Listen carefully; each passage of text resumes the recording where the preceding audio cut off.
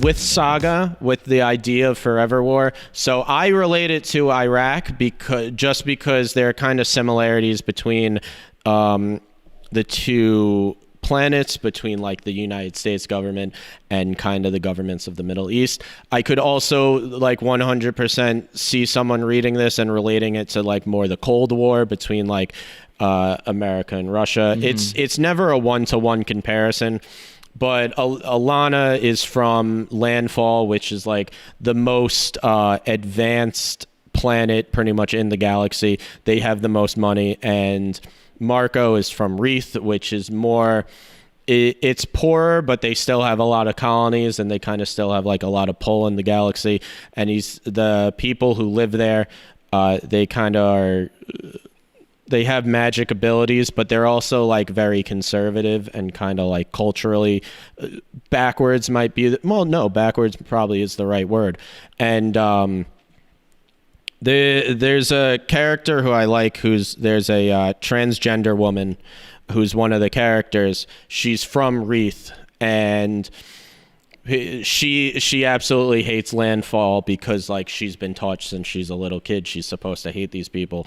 And the daughter, when whose name is Hazel, when she kind of gets older, because the book series goes over several years, says to her like, you know, you keep saying that you hate these people, but on Wreath you're not accepted as being trans, and on Landfall you would be. And like she doesn't see it this way. She sees it as like, no, these people are my enemy.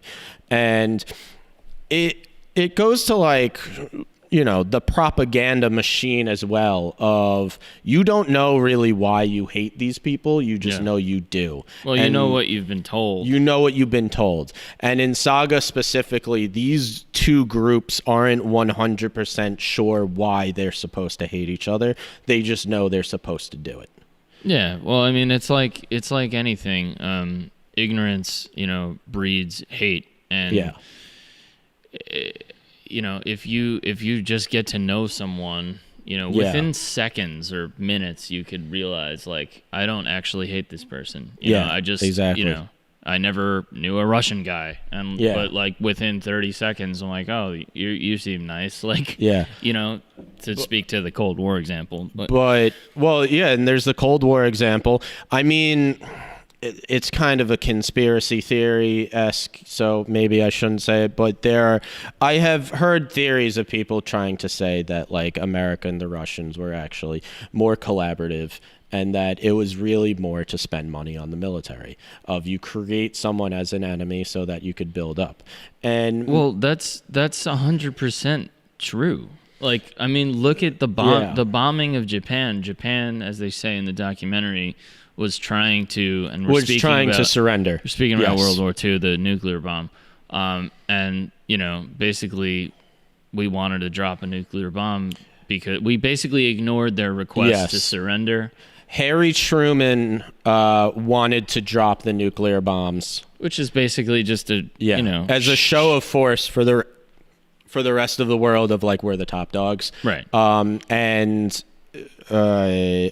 forget the general's name who comes in right afterwards, who was talking about Patton. No, not how did I forget the president after Truman?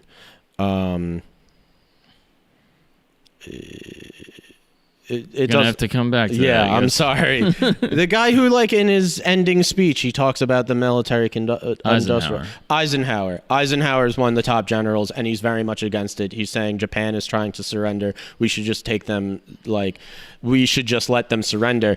And there is a myth around the ending of World War II of like, yeah, we dropped the bomb and it was horrible. Like, we dropped 2 atomic bombs. That's horrible. But way more people would have died if we invaded Japan and they were giving us no other choice. That's not true. No, Japan was trying to surrender by the end. And I forget where I'm going with.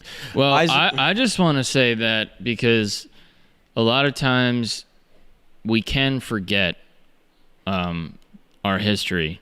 And even if you go to recent times with the Iraq War, which is obviously an ongoing thing, I don't know what the present day situation is, but I know we're not completely out. No. I believe it's 8,000 troops. And this is 17 years now. Yeah. And look, like, remember when Ellen DeGeneres, like, well, she's dealing with her own shit now, but remember when the shit that she was getting was because she sat next to George Bush? Because she sat next to George Bush, yes. I'll be honest, like, even a person like me, like, I saw that and I was like, guys, is this a real issue? Like, what is she supposed to do? Spit in his face when she sees him? Like, no, I know what you mean. People act like, respectfully when they see each other. Like, get the fuck over it, be an adult.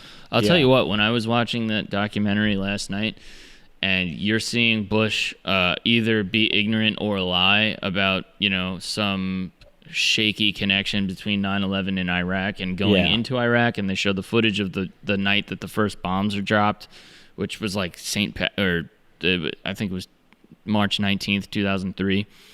And you're seeing this, and then they show you footage of, like, first of all, it didn't hit where they thought it was going to hit. It killed a lot of fucking civilians. Yes. And a lot of children. Yeah. And, like, wives that were in their house. And you see, like, bodies of Iraqi children and stuff. That is fucking hard to see.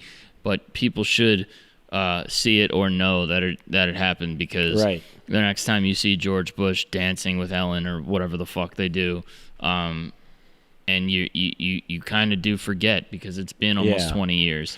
But I'll tell you, like, that brought back some really strong feelings against that whole regime. Yeah. Not that I ever had nice things to think about that regime, but my point is the brutality of it is, like, unreal. And in Saga, it's very much like the poor who get the worst of it. I said that there's Landfall and there's Wreath, but there's a truce between them, that even though they're at war, that no fighting will take place on the, like, home planets.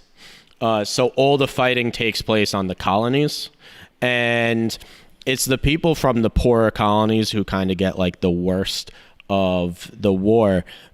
You see there's one scene when, like, these soldiers are in battle, and there's one soldier who's, like, from a really poor colony, and you see, like, they're about to get gassed, and, like, the people from the lesser colonies, they didn't even give masks to, so, like, they're all going to die, while, like, the people from the richer colonies are kind of, well protected.